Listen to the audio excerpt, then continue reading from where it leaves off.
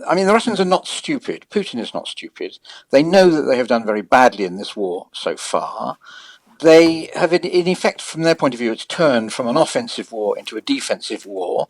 They're struggling to hang on to what they've got. And I suspect that if a realistic prospect for negotiations emerged, they would go for it.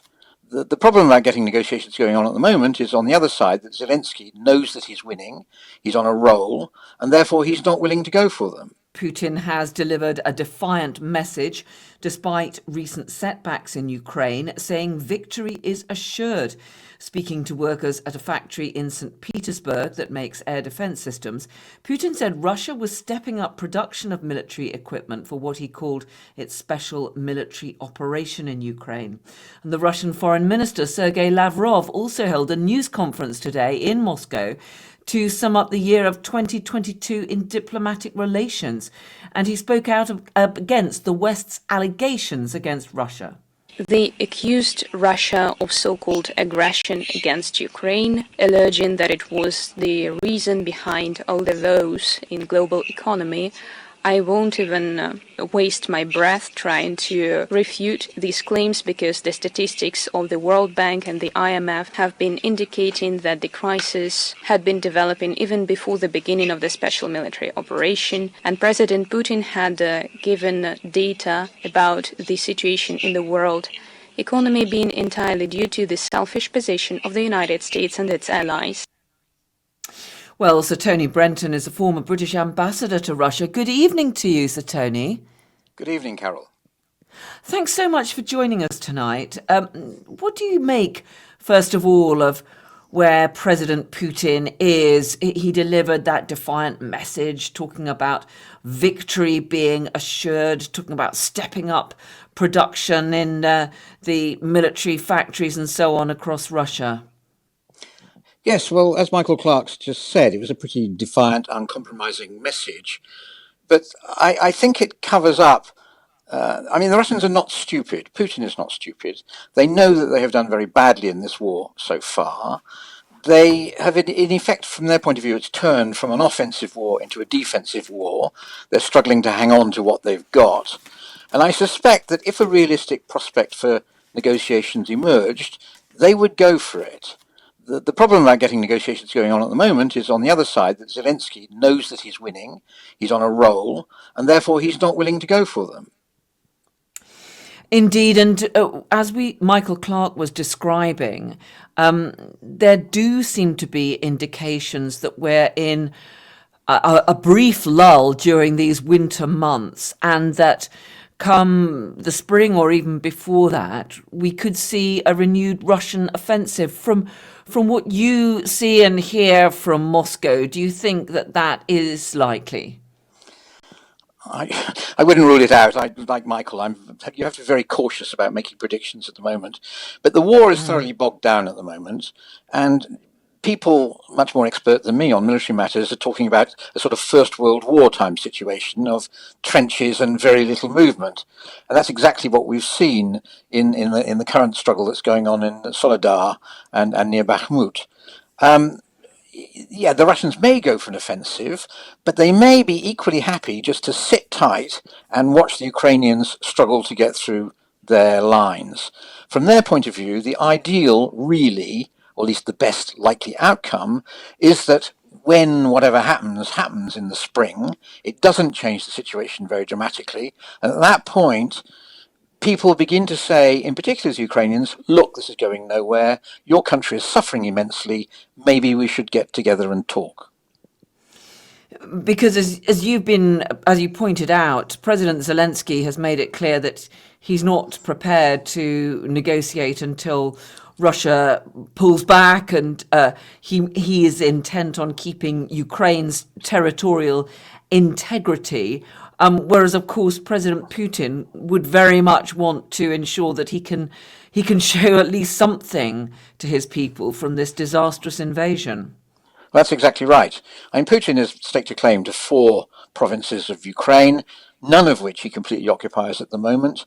As I say, I think they would cheerfully settle for what they've got at the moment. The key here is Crimea, which it would be an absolute catastrophe for Russia as a whole and for Putin in particular if they lost that. And they also have a land bridge to Crimea through the Black Sea coastline there. That would be presentable to the Russian people and the Russian elite as a success. And at that point, I suspect they were prepared to settle. As you say, however, Zelensky wants everything, entirely naturally, I should say, wants all occupied Ukrainian territory back. And until it becomes clear that that is not an achievable objective, for whatever reason, we're stuck. The fighting will continue. The Ukrainians will continue to try and press forward. And only if their effort to press forward fails will the prospect of negotiations become realistic. What do you make of President Putin's position? We've seen some murmurings of discontent from those around him who are hawks, the right wing, the military hardliners within Moscow. And on the other hand, people like some of the mothers of the young conscripts who've been sent into this battle. What do you make of President Putin's position? Well, you're right. There's lots of squabbling going on within the elite and the people around Putin, although strikingly, they're squabbling with each other rather than criticizing Putin himself. There are critics in Russian society, but for obvious reasons, they're not very visible because they tend to go to jail if they become visible. And I suspect, and the evidence is, that for the most part, the Russian people who tend instinctively to support their government in hard times stand behind Putin and what he's not ready to call a war, but behind the special military operation. So for the moment, he feels, to me, reasonably secure. But that's only as long as there is not a true military catastrophe, and I've already mentioned the possibility of losing Crimea, or it becomes so evident that getting rid of him would really change Russia's situation, that at that point he becomes under threat. And clearly the West has done all it can to try to isolate Russia, the sanctions that have been imposed, a number of Western countries pulling out, further isolating Russia. But that does not... Can I just say on that? The word isolating is wrong. The West has established a very strong critical position with regard to Russia, but the majority of the world's countries have said, this is not our war. We watched the West invade Iraq back in 2003, and that wasn't our war either, and have rather carefully sat on their hands as far as possible. And that includes some quite key countries. It includes China, obviously, and India and Indonesia. So while we have a major confrontation between Russia and the West, it is not a confrontation between Russia and the world.